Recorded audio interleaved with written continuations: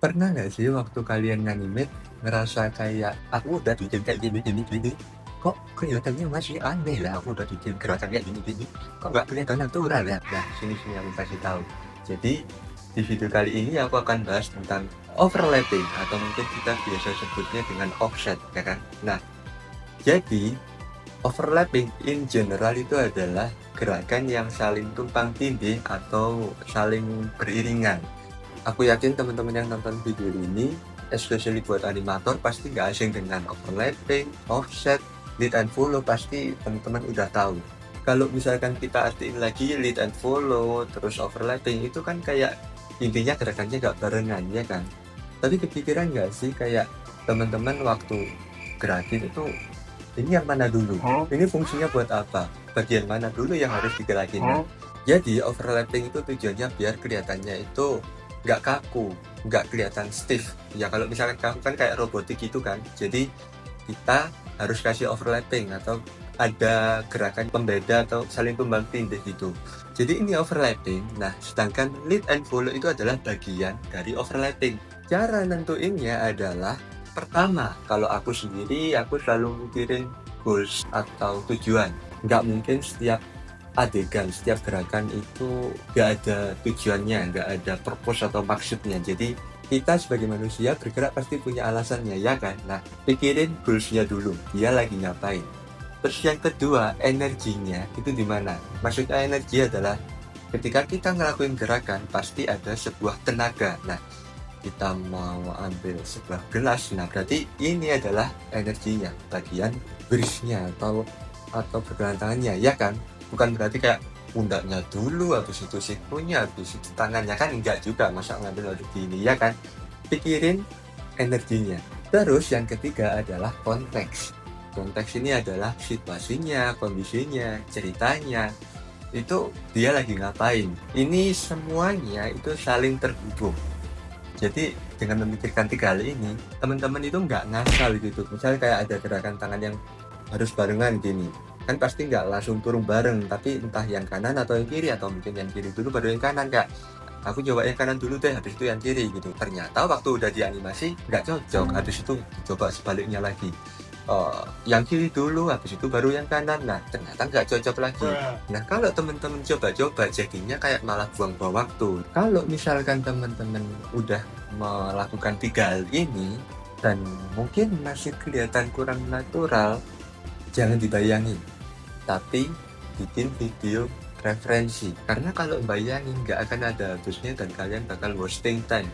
Kalaupun nggak wasting time, kalian ngerasa gerakannya itu adalah dibuat-buat, nggak looks alive ya, karena kalian mikirin itu kayak cuman masih apa ya, yang ada di otak kalian masih mikro gitu loh. Sedangkan kalau misalkan kalian bikin reference itu secara nggak sadar, itu kalian, oh ternyata gerakan ini yang bikin kelihatan natural, oh ternyata kalau misalkan in reality secara nggak sadar itu gerakannya yang beli ternyata ini dulu gitu. Jadi dengan adanya reference itu sangat-sangat membantu. Balik lagi, animasi itu nggak ada rumus, nggak ada patokan, cuman ini tadi adalah poin-poin yang biasanya aku pikirkan, gimana caranya gerakan itu kelihatan natural. Sampai sini paham? Saran dari aku adalah kuasai hal-hal yang mendasar dulu, karena aku yakin teman-teman, apalagi yang udah jadi animator, aku yakin udah bisa bikin overlapping, udah bisa bikin lead and follow, in general kurang lebih kayak gitu. Tapi teman-teman bisa nggak kalau misalkan gerakannya lead and follow tapi kecil-kecil atau mungkin halus-halus yang satu-satu gitu, itu kan biasanya agak sulit, ya kan? Nah, di sini aku akan kasih tahu. Jadi ada 2 faktor yang mempengaruhi. Sebenarnya kelihatan natural, kelihatan hidup, kelihatan believable itu apa ya? Kalian mau nyari tutorial di mana pun juga jawabannya nggak ada. Cuman aku bisa membagi 2 faktor yang itu tuh berpengaruh ketika teman-teman waktu animating. Jadi di sini ada faktor eksternal, aku biasanya nyebutnya juga visible, dan ada faktor internal atau invisible. Maksudnya gimana? Eksternal atau visible itu anggap kayak orang itu bisa mudah untuk dipelajari, gampang dicari, kalau misalkan dipraktekin pun juga mudah. Jadi kayak contohnya, misal masak soto misalkan. Nah, banyak orang yang bisa masak soto, tapi kalau misalkan niruin pun juga bisa ya, karena emang udah ada risetnya. Nah, internal invisible ini yang jadi pembeda adalah kayak feel-nya, rasanya, terus kayak nanti kalau misalkan teman-teman misalkan masak soto itu kayak jam terbang itu kan pasti juga mempengaruhi ya kan. Nah, kurang lebih kayak gitu. Jadi internal atau invisible ini lebih ke arah sisi yang bukan berarti nggak bisa dipelajari, enggak. Tapi kita butuh waktu untuk mempelajari hal itu. Kita butuh sering-sering latihan karena harus diasah emang. Nah, jadi kurang lebih kayak gitu. Balik lagi ke topik overlapping. Nah, ketika kita animating biar kelihatan natural, mungkin kalau bikin read and follow misal nengok dari kiri ke kanan, ada yang manggil, ke notice kayak manggil aku, Mas Yok gitu ya. Aku langsung kayak gini kan gede ya kan. Nah, itu mungkin udah biasa terjadi ya kan, dan aku yakin teman-teman udah bisa ngelakuin juga. Tapi kalau ini misalkan gerakannya kecil nih, contoh kayak gerakannya dikit-dikit itu timingnya dikit tapi kayak malah kelihatan push to push, durasinya dilamain kelihatan floating ya kan. Jadi kayak wah ini gimana ini. Nah, menurutku buat aku ini sebenarnya balik ke dua lini tadi, eksternal atau visible.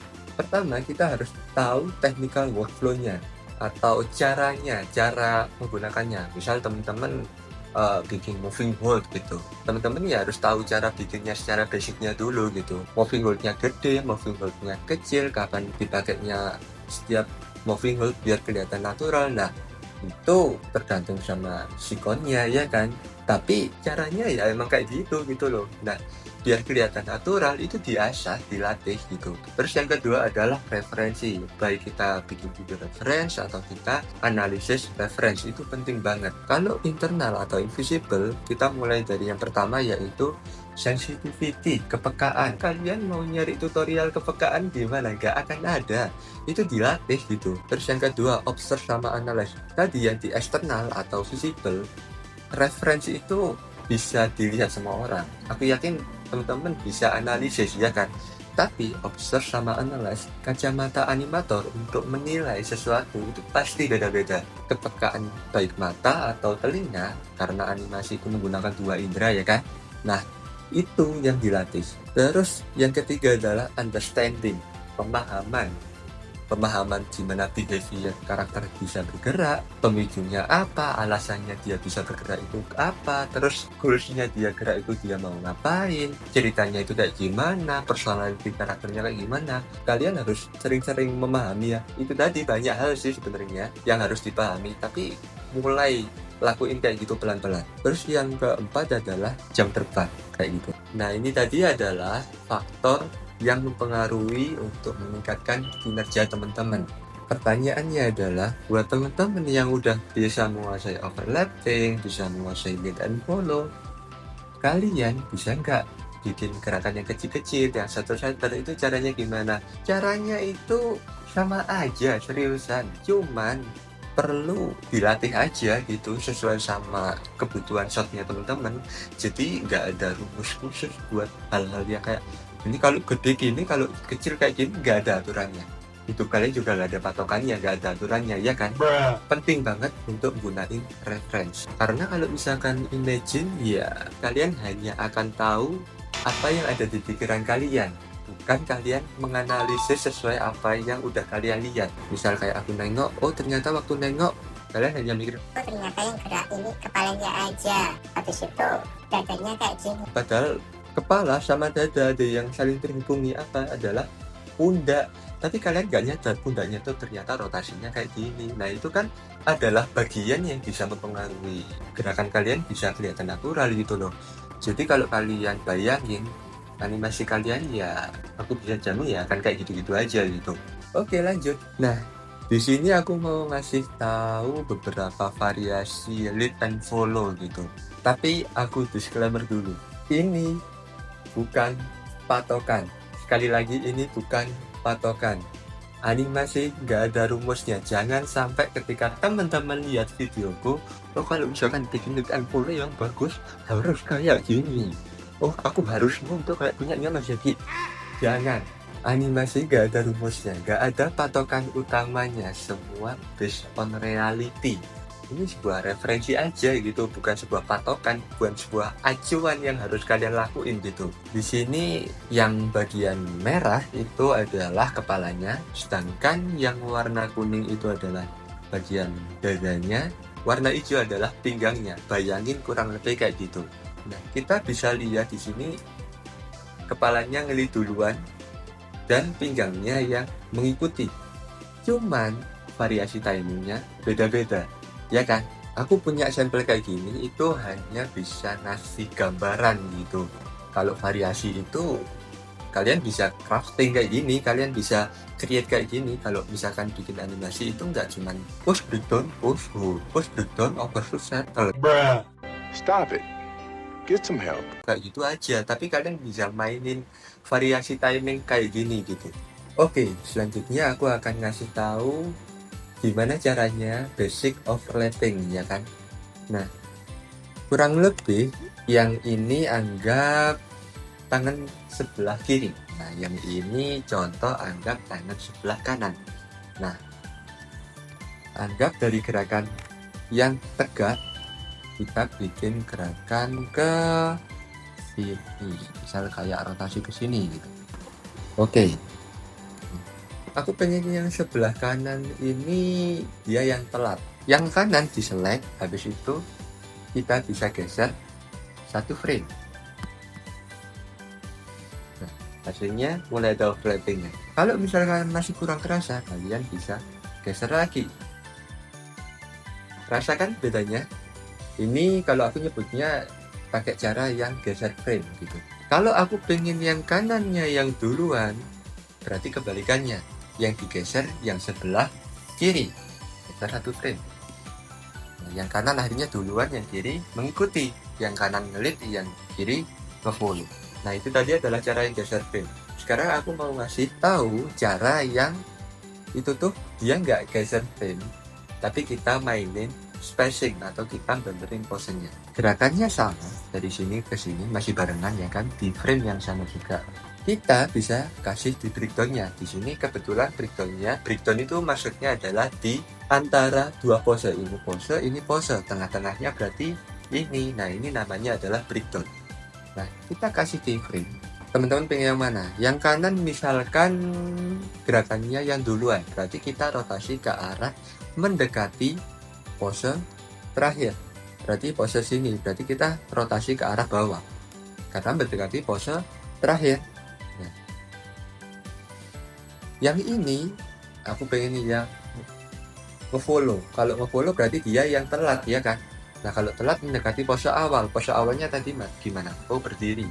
Berarti kita rotasi agak ke arah berdiri, kurang lebih segini. Sekarang kita play. Udah overlap, ya kan? Tapi keyframe-nya push, breakdown, push. Dan ini jauh lebih rapi daripada yang tadi. Sekarang kalau misalkan masih kurang, kita mainin kayak gini dan ini kayak gini. Nah, lebih kerasa lagi. Kalau misalkan katakanlah dibalik, sama aja. Ini berarti dirotasi ke arah mendekati ke sini, yang ini mendekati ke arah pose sebelumnya. Kurang lebih kayak gitu, oke? Ini sama kayak yang tadi. Ini yang atas kepala, yang ini bagian tengah adalah chest atau dada, dan yang terakhir adalah hips yang paling bawah. Oke, sekarang kita bikin katakanlah sampai frame 11 frame. Kalau misalkan kita pakai cara geser frame, misal ini breakdownnya agak sedikit ke bawah. Nah, terus habis itu yang di sini kita tambahin moving hold. Kita lihat grafik-grafiknya. Nah, oke. Kita duplikat. Yang sebelah kanan kita pakai cara benerin spacing, sedangkan yang sebelah kiri yang ini ada animasinya ini tadi itu pakai yang geser frame. Bebas teman-teman mau pakai cara yang mana. Kita pakai cara yang geser frame. Aku pengen kepalanya yang duluan, berarti yang chest sama hipsnya kita geser satu frame, terus yang hipsnya kita geser 2 feet. Kita pin, ya kan? Tapi yang aku tadi bilang, ketika kita select all, dia turunnya satu, ya kan? Jadinya kurang rapi. Kalau misalkan kita pakai cara yang benerin spacingnya atau benerin posenya, dari sini ke sini, dari sini, dari pose ke pose, tapi kita pakai cara yang benerin posenya. Caranya adalah kita kasih breakdown dulu, di sini breakdownnya agak ke bawah. Oke. Nah, posenya ini yang mendekati. Ini aku pengennya karena ngelit berarti mendekati ke arah sana, ya kan? Sedangkan yang ini dia mengikuti, dia agak ke arah sini. Baru sisanya dikasih driving board. Nah, sama. Ya kan? Gitu. Tapi kalau misalkan kita select, dia lebih rapi. Push, breakdown, push, pull. Dan di breakdownnya dia kita benerin posenya, kita benerin spacingnya biar si kepala itu tadi kelihatan ngelit, sedangkan yang hipsnya itu dia ngefollow atau ngikutin gitu. Oke? Kalian bisa pakai yang geser frame atau yang benerin posenya, bebas sesuka kalian, sesuai kebutuhan set kalian. Gak ada yang bener, gak ada yang salah, sesuai selera kalian. Tapi kalau teman-teman nanya ke aku lebih prefer pakai yang mana? Aku lebih pakai yang dia itu benerin posenya. Cuman aku juga sesekali ketika udah aku benerin posenya, kalau emang memerlukan untuk geser frame, itu juga nggak masalah, asal kalian tahu apa yang harus kalian geser. Selagi kalian bisa paham sama apa yang harus kalian benerin, aku rasa it's okay gitu. Yang penting gerakannya itu work secara cerita, work secara goalsnya, energinya itu jelas, kalian bisa paham attitude sama behaviornya, poin-poinnya kurang lebih kayak gitu. Nah, ini tadi kita udah praktek pakai objek-objek yang simple, mulai dari yang 1 objek, terus pakai 3 objek, ya kan? Nah, sekarang kita mulai pakai yang karakter. Teman-teman di sini, ini kan tadi aku ngerotasinya pakai cara manual ya. Teman-teman bisa pakai twin mesin, bisa pakai twin mesin itu ini. Nah, ini twin mesin. Nah, bisa pakai ini. Nah, box aku duplikat 2. Ini cuma permisalan ya. Dari pose ini ke pose ini.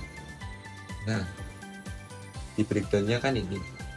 Kalau kalian pencet yang ini kan dia lagi di tengah, berarti dia beneran nggak ada gerakannya, alias dia di tengah. Tapi kalau ke arah yang dari sini makin ke kanan, dia semakin mendekati pose selanjutnya. Makin ke sini dia berarti makin ke arah sini. Tapi di breakdown ini gitu. Tapi kalau misalkan dia makin ke arah sini, dia makin ke pose sebelumnya. Gitu. Oke? Nah, itu kalau misalkan cara pakainya, kalian bisa pakai buat apa aja sih, nggak cuma buat ngasih breakdown gitu. Itunya tadi di tengah ya kan. Nah, misal aku pengen yang kanan duluan, berarti mendekati pose selanjutnya. Pose selanjutnya di kanan atau kiri? Kanan kan, jadi katakanlah segini gitu. Yang ini dia mengikuti, berarti katakanlah dia segini gitu. Oke, mungkin kurang gede, oke segini. Nah gitu. Tapi kalau misalkan kebalikannya, aku pengennya segini, yang ini dia mengikuti, jadi dia kayak gini gitu. Oke, kurang lebih kayak gitu. Toolsnya nggak cuman ini, tapi aku pakai anime bot. Nah di sini ini berbayar, jadi sama aja. Kalau mendekati pose ini, dia mendekati ke pose selanjutnya. Ini mendekati pose selanjutnya berarti ke sini ya kan. Nah ini mendekati pose sebelumnya yang ini, sama aja. Kita lanjut ke bagian kepala. Nah, di kepala ini aku kasih moving hold. Nah, karena moving hold keseluruhan badan, kalau mendekati ke pose ini berarti yang paling kecil kan ini buat moving hold kan. Karena moving hold itu gerakannya kecil. Jadi aku ambil yang ini. Oke, moving hold. Udah ada moving holdnya. Nah, biar nggak sisanya moving hold, terus misalkan aku misalkan mau tambah variasi di sini, dia agak nengok ke sini. Nah, katakanlah gini, terus itu di sini kita kasih keyframe, misalnya moving hold. Oke. Nah, biar nggak kaku, kita mulainya dari COG-nya dulu. Biasanya aku COG-nya kalau misalkan dia lagi gak ngapa-ngapain gini, aku biasanya aku kasih moving hold. Moving hold-nya aku ambil yang kurang lebih di frame sini lah ya. Ini aku malah geser ke sini. Terus yang ini aku delete. Yang ini juga aku delete. Gitu, tujuannya biar kayak dia pindah wake shift gitu. Itu bagian dari variasi timing gitu. Dari sini ke sini, ini aku kasih antisipasi dulu dikit, jadi biar enak buat moving buat pindah wake shiftnya. Tapi di sini terlalu gede, mungkin segini.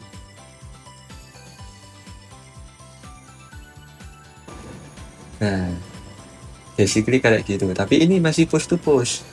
Nah, biar nggak push to push, aku pengennya dari sini. Di sini aku arahin ke bawah.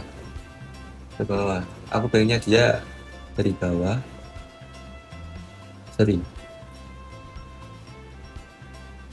Ini dari atas.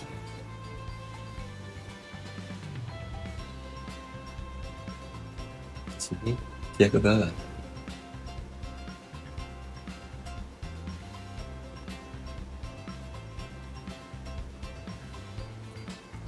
Ini dia harusnya di sini sih. Nah, di sini aku ke atas. Tujuannya biar dia itu mulai settle. Jadi ada arc-nya. Nah, kerasa nggak?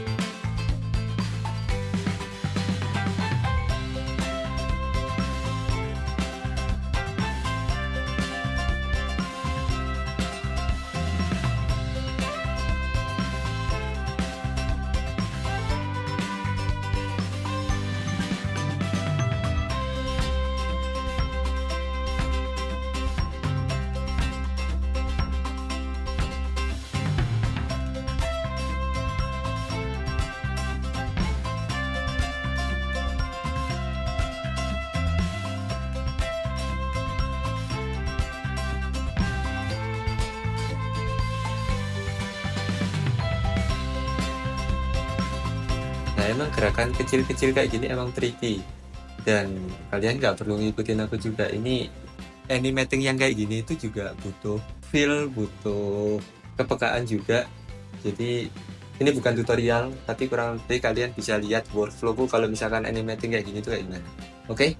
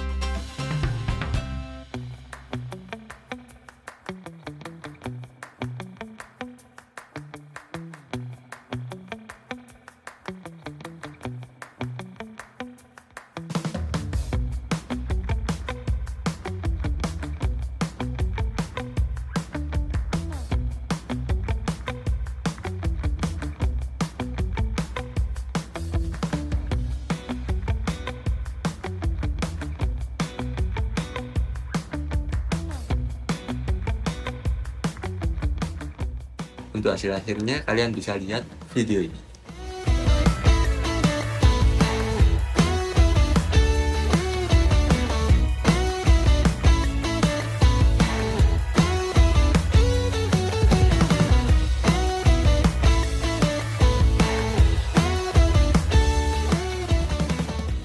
Oke, mungkin dari aku itu aja. Thank you udah nonton. Jangan lupa like, comment, subscribe, and share. See you in the next video. Bye-bye.